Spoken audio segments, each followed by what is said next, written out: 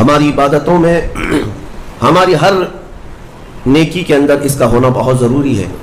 وَمَا أُمِرُوا إِلَّا لِيَعْبُدُوا اللَّهَ مُخْلِصِينَ لَهُ الدِّينَ. اللہ فرماتا ہے لوگوں کو حکم نہیں دیا گیا مگر یہ کہ وہ اللہ کی عبادت کریں تو خالص اسی کے لیے، خالص اس کے لیے کہ کسی اور کو شریک نہ کریں. حتیٰ کہ اگر آپ نماز پڑھ رہے ہیں اور آپ کو دل میں یہ احساس ہونے لگے کہ اتنے لوگ مجھے دیکھ رہے ہیں تو میں سیدھا ہو جاؤں نماز پڑھنے کے لیے، تو اگر لوگوں کے دکھاوے یا ریاکاری کی نیت آئی تو اس کو شرک خفی کہا گیا ہے. یہ چھوٹا شرک ہے، چھپا ہوا شرک ہے، عام گناہ کی بات نہیں، شرک کی بات کر رہا ہوں. کیونکہ خالص اللہ تعالیٰ کے لیے جو عبادت ہونی تھی اس میں تم نے دوسروں کو بھی شریک کر لیا ہے. دوسروں کی رضا، دوسروں کے خیال، دوسروں کی مرضی، یہ ایک ایسا مرض ہے جس نے ہمیں پکڑ رکھا ہے. آج لوگ کیا بولیں گے، لوگ کیا کہیں گے، اسی مرض میں پوری زندگی گزر جاتی ہے. ڈھنگ کے طریقے اپنا نہیں پاتا ہمارا نوجوان صرف اسی بات پر کہ لوگ کیا بولیں گے. ٹوپی پہننے میں شرم آتی ہے کہ لوگ کیا بولیں گے، داڑھی رکھنے میں شرم آتی ہے لوگ کیا بولیں گے. لوگ کچھ نہیں بولیں گے، جب تم مرو گے تو صرف انا للہ بولیں گے اور کچھ نہیں. انا للہ و انا الیہ راجعون، اس کے علاوہ کیا کہیں گے آپ کے مرنے کے وقت. میرے عزیزوں، لوگوں کے احوال اور ان کے کوائف الگ الگ ہیں. تم اگر لوگوں کے لیے جیتے رہو گے تو کبھی قرار اور سکون نہیں آ سکتا. اسی لیے صحابہ اکرام رضوان اللہ تعالیٰ علیہم اجمعین علی اعلان یہ کہتے تھے. حضرت خبیب ابن عدی جب پھانسی پر چڑھائے گئے، سولی دی جا رہی تھی اور انہیں مکہ والے پتھر مار رہے تھے، تب انہوں نے اعلاناً یہ کہا تھا کہ مجھے اس بات کی پرواہ نہیں کہ لوگ مجھے کیا کیا گالیاں دے رہے ہیں، مجھے اس بات کی پرواہ نہیں کہ تم میرے ہاتھ کاٹ رہے ہو، ناک کاٹ رہے ہو، کان کاٹ رہے ہو اور گلا کاٹنے والے ہو، مجھے اس بات کی پرواہ نہیں، لیکن مجھے اس بات پر فخر ہے کہ میں مر رہا ہوں تو اللہ کی رضا میں مر رہا ہوں. میں اگر دنیا سے جا رہا ہوں تو حالت اسلام میں جا رہا ہوں، اس بات کا مجھے فخر ہے. عزیزان گرامی اوقات، اسی بات کی آج ضرورت ہے کہ آپ کیا پہن رہے ہیں، کیا کھا رہے ہیں، کس طرح چل رہے ہیں، کس طرح بیٹھ رہے ہیں، یہ لوگوں کے لیے نہیں ہے. ہماری زندگی کے طور طریقے جو کچھ بھی ہونے چاہیے وہ اللہ اور اس کے رسول کے لیے. ایک حدیث میں آپ کو بتاتا ہوں جس کا آخری والا حصہ گفتگو کا اصل مقصد ہے. ایک بار رسول پاک صلی اللہ تعالیٰ علیہ وسلم مجلس میں بیٹھے ہیں صحابہ کے، ایک اجنبی شخص آیا، مجلس میں آیا، آ کر کے سیدھے حضور پاک صلی اللہ علیہ وسلم کے قریب بیٹھ گیا، اتنا قریب کہ اپنے گھٹنے حضور کے گھٹنے سے لگا لیا، قریب سے قریب ہو کر بیٹھا. صحابہ اکرام اور بھی مجلس میں تھے، سب دیکھ رہے تھے، اور وہ اجنبی جو شخص آیا تھا اس کو کوئی بھی پہچانتا نہیں تھا. اس نے آتے ہی سوالات کرنا شروع کیا. سب سے پہلے اس نے پوچھا مل ایمان، ایمان کسے کہتے ہیں؟ رسول پاک صلی اللہ تعالیٰ علیہ وسلم نے جواب دیا، اس بات کا اقرار کرو کہ اللہ تبارک و تعالیٰ کے سوا کوئی معبود نہیں، محمد صلی اللہ تعالیٰ علیہ وسلم اللہ کے رسول ہیں. فرشتوں پر اور اللہ کی کتابوں پر، رسولوں پر، تقدیر پر، قیامت کے دن پر اور مرنے کے بعد دوبارہ زندہ ہونے پر یقین رکھنا. اس اجنبی شخص نے پوچھا مل اسلام، پھر اسلام کیا ہے؟ حضور پاک صلی اللہ علیہ وسلم نے اس کا بھی جواب دیا، اللہ کی وحدانیت اور محمد صلی اللہ علیہ وسلم کی رسالت کا اقرار کرنا، نماز پڑھنا، روزے رکھنا رمضان کے، زکوٰۃ دینا مالک نصاب کو، اور حج کرنا صاحب استطاعت کو، یہ اسلام ہے. 2 سوالات ہو گئے. تیسری مرتبہ اس نے سوال کیا مل احسان، احسان کیا چیز ہے؟ احسان نیکی کو کہتے ہیں. احسان یہی پورا تصوف ہے جس کو لے کر آج صوفیہ اکرام چلتے ہیں. اس نے پوچھا احسان کسے کہتے ہیں؟ اب جواب میں میرے آقا صلی اللہ علیہ وسلم نے 2 جملے ارشاد فرمائے، وہ ہماری پوری زندگی کو گھیرے ہوئے ہیں. کیا فرماتے ہیں؟ ان تعبد اللہ کانک تراہ وان لم تکن تراہ فانہ یراک. رسول پاک صلی اللہ علیہ وسلم فرماتے ہیں احسان کا مطلب یہ ہے کہ تم اللہ کی عبادت ایسے کرو جیسے تم اسے دیکھ رہے ہو. عبادت، نماز کی بات نہیں، عبادت میں سب چیزیں آ جاتی ہیں. روزہ بھی عبادت ہے، زکوٰۃ بھی عبادت ہے، حج بھی عبادت ہے، خیرات بھی عبادت ہے، نماز بھی اس کا ایک حصہ ہے. اور رسول پاک نے فرمایا یہ ساری عبادت ایسے کرو جیسے تم اللہ کو دیکھ رہے ہو، اور اگر تمہاری یہ کیفیت نہیں آ پاتی تو ایسی عبادت کرو کہ اللہ تمہیں دیکھ رہا. یہ خیال تو آ جائے کہ اللہ تمہیں دیکھ رہا. اب وہ شخص جو سوالات کر رہا تھا اس نے ساری چیزوں کو کہا صدقت صدقت، ہاں آپ بالکل سچ کہہ رہے ہیں، سچ کہہ رہے ہیں. حضرت عمر فاروق فرماتے ہیں کہ کون اجنبی ہے، خود سوال بھی کرتا ہے اور خود تصدیق بھی کرتا ہے. جواب ملنے کے بعد کہتا ہاں بالکل آپ نے صحیح کہا. اخیر میں اس نے کہا متی الساعۃ یا رسول اللہ صلی اللہ علیہ وسلم، قیامت کب آئے گی؟ اس کے جواب میں رسول کریم صلی اللہ تعالیٰ علیہ وسلم نے مخفی انداز میں ارشاد فرمایا جتنا پوچھنے والے کو معلوم ہے اتنا ہی پوچھے جانے والے کو بھی. ہاں یہ اور بات ہے کہ میں اس کی علامتیں تمہیں بتا دیتا ہوں. پھر فرمایا جب تم دیکھو گے کہ عورت اپنا سردار جننے لگ جائے, مطلب یہ ہے کہ ماں باپ پر لو بچے حکومت کرنے لگ جائیں, اور ننگے پیر چلنے والے نیچ ذات کے لوگ بڑی بڑی بلڈنگوں میں فخر کرنے لگ جائیں, بڑی بڑی عمارتوں پر فخر کرنے لگ جائیں, حکومتیں اور کرسیاں ان کے ہاتھوں میں آ جائیں. اور پھر جب تم دیکھو کہ گانے باجے کی کثرت ہو جائے, یہ دوسری احادیث کا مفہوم بھی اس میں میں آپ کے ساتھ رکھ رہا ہوں, زنا عام ہو جائے, تب تم انتظار کرو کہ قیامت بہت قریب آ چکی. میرے عزیزو, حضرت عمر فاروق رضی اللہ تعالیٰ عنہ فرماتے ہم سب سن رہے تھے اور وہ اجنبی آیا اور سوالات کیا اور چلا گیا. حضرت عمر کہتے ہیں میں فوراً مجلس سے اٹھ کر باہر گیا کہ اس کو پکڑ کر کے پوچھوں کہ اتنے اہم سوالات کہاں سے لایا تھا, لیکن رسول پاک صلی اللہ علیہ وسلم نے مجھے بلایا, ادھر آؤ عمر, وہ کوئی مسافر نہیں تھا, وہ جبرائیل امین تھے جو تمہارا دین سکھانے آئے. اتاکم جبرائیل یعلمکم دینکم, وہ تمہارا دین سکھانے تمہیں آئے تھے. بہرحال یہ حدیث جبرائیل اس کو کہتے ہیں. اس میں جو لفظ آیا ہے کہ تم اللہ کی عبادت ایسے کرو جیسے تم اسے دیکھ رہے ہو, یہ ہماری پوری زندگی کا حصہ ہونا چاہیے, پوری زندگی کا حصہ. اسی لیے میرے آقا صلی اللہ تعالیٰ علیہ وسلم سے سوال کیا گیا تھا, صحابہ نے پوچھا دنیا کی طاقتور چیزوں میں بڑی طاقت والی چیز کون سی ہے ترتیب وار؟ حضور اکرم صلی اللہ تعالیٰ علیہ وسلم نے ارشاد فرمایا لوہا ہے, لوہا بہت مضبوط چیز ہے. صحابی نے پوچھا کیا اس سے بھی زیادہ طاقتور کوئی چیز ہے؟ کہا ہاں اس سے بھی زیادہ اگر طاقت آگ میں ہے, کیونکہ آگ لوہے کو پگھلا دیتی ہے. پوچھنے والے نے کہا کیا آگ سے بھی زیادہ طاقت کسی میں ہے؟ حضور نے فرمایا ہاں پانی میں ہے, پانی آگ کو بھی بجھا دیتا ہے, پانی کی طاقت بہت زیادہ ہے, سونامی پانی ہی سے تو آتا ہے. اور اس کے بعد پھر پوچھنے والے نے کہا کیا پانی سے بھی زیادہ طاقت کسی کی ہے؟ آپ صلی اللہ علیہ وسلم نے فرمایا ہاں دنیا میں سب سے زیادہ طاقت ہوا کے اندر ہے. وہ پانی ہو کہ لوہا ہو کہ آگ ہو, سب کو ہوا اڑا لے جاتی ہے. اور ہوائیں جب جوش میں آئیں یا جلال میں آئیں تو بڑے بڑے پہاڑ بھی کھسک سکتے ہیں. ہواؤں کی طاقت کا اندازہ تم نہیں لگا سکتے, گھروں کی چھتیں اکھاڑ لیں گی اور لوگوں کو تہس نہس کر دیں گی ہوائیں اگر جلال میں آئیں. تو پھر پوچھنے والے نے پوچھا کیا اس سے بھی زیادہ طاقت کسی کے اندر ہے؟ حضور پاک صلی اللہ علیہ وسلم نے فرمایا ہاں ایک چیز میں ہے اور اس سے زیادہ پھر کسی کی چیز میں نہیں. پوچھا وہ کیا ہے؟ میرے آقا صلی اللہ علیہ وسلم فرماتے ہیں اس ہاتھ میں ہوا سے زیادہ طاقت ہے جو اللہ کی راہ میں عطا کیا تو دوسرے ہاتھ کو خبر نہ ہو. یہ اخلاص والا ہاتھ, اخلاص والا ہاتھ کہ اسے خود خبر نہ ہوئی ہو کہ اس نے اللہ کی راہ میں دیا ہے تو کتنا دیا, کیسے دیا.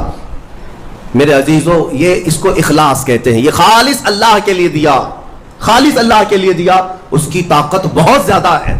اب آپ کو میں وہ نکتہ بھی سمجھا دوں.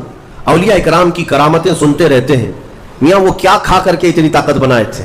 غوث پاک رضی اللہ تعالیٰ عنہ بغداد میں بیٹھے ہوں اور دریا میں اگر سیلاب یا طوفان آ جائے اور کشتی بھنور میں پھنسنے لگے تو کئی واقعات ہیں کہ کشتی میں بیٹھے ہوئے مسافروں نے دیکھا کہ غوث پاک تشریف لائے, ان کی کشتی کو سل دیا, سنبھالا. جن کشتیوں میں پھٹن تھی یا پانی آ رہا تھا, یہ طاقت کیسے, یہ تصرف کیسے ان کے پاس حاصل ہوا؟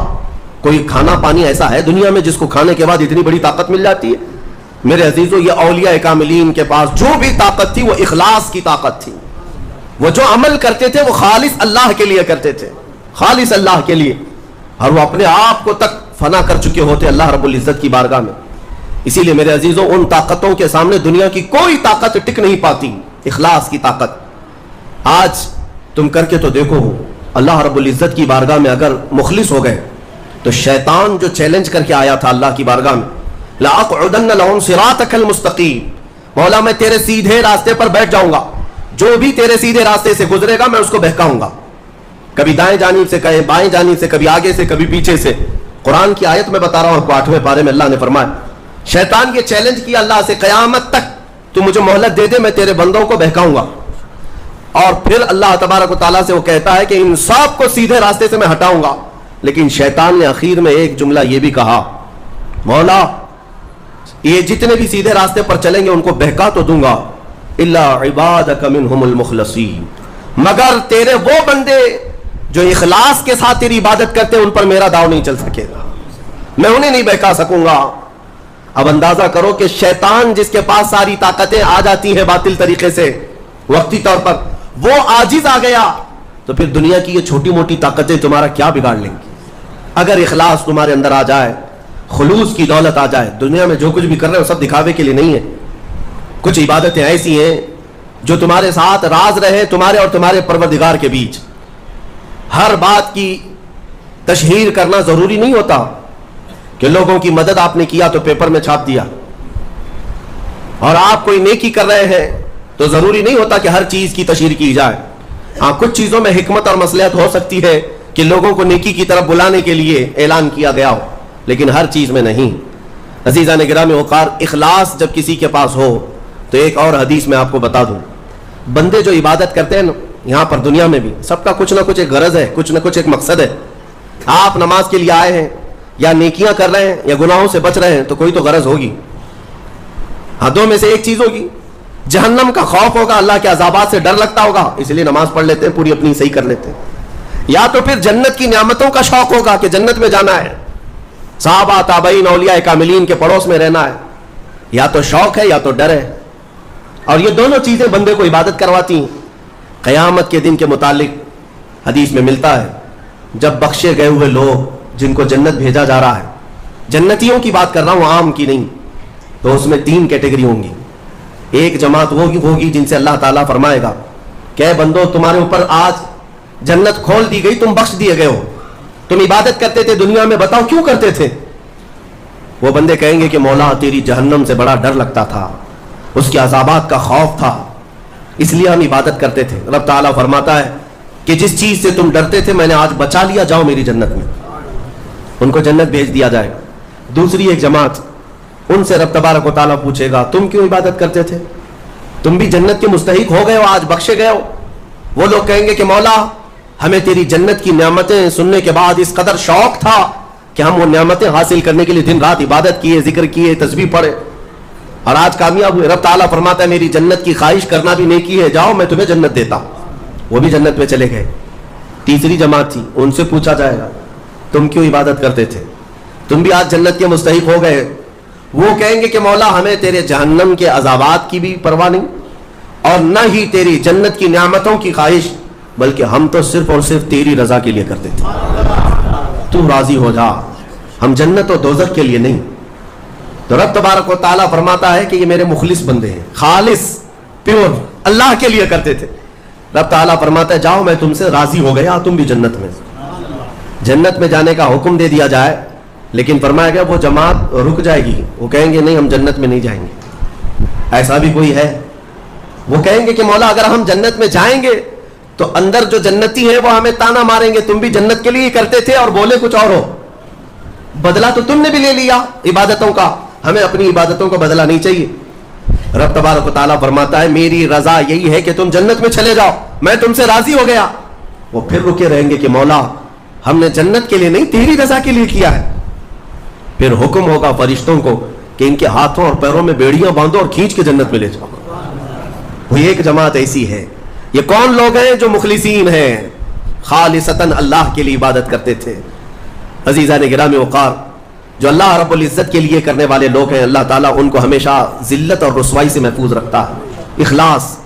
بنی اسرائیل میں ایک خاتون تھی اور اس کا بڑا گھرانہ تھا.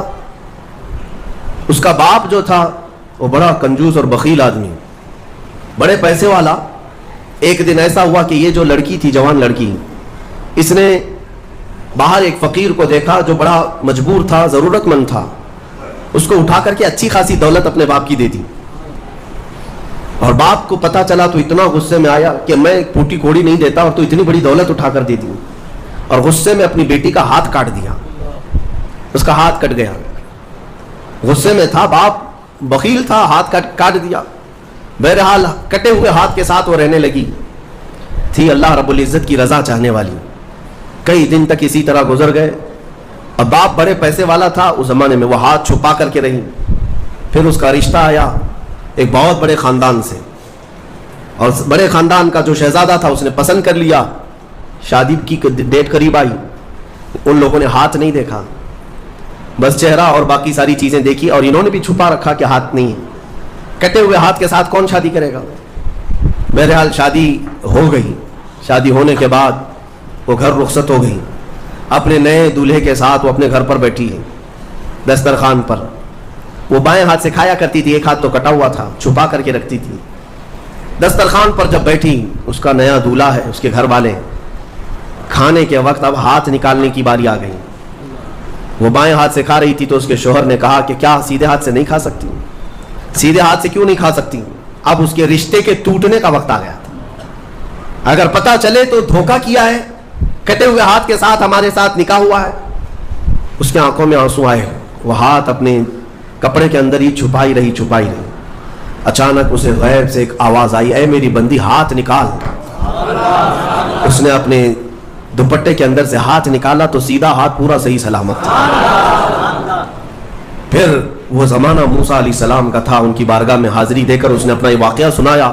سیدنا موسیٰ کلیم اللہ فرمانے لگے, مولا نے مجھے یہ وحی دے کر بھیجا اور ارشاد فرمایا کہ اے موسیٰ, ہم اس ہاتھ کو شرمندہ نہیں ہونے دینا چاہتے جو ہاتھ میری بارگاہ میں اخلاص سے اٹھاؤ.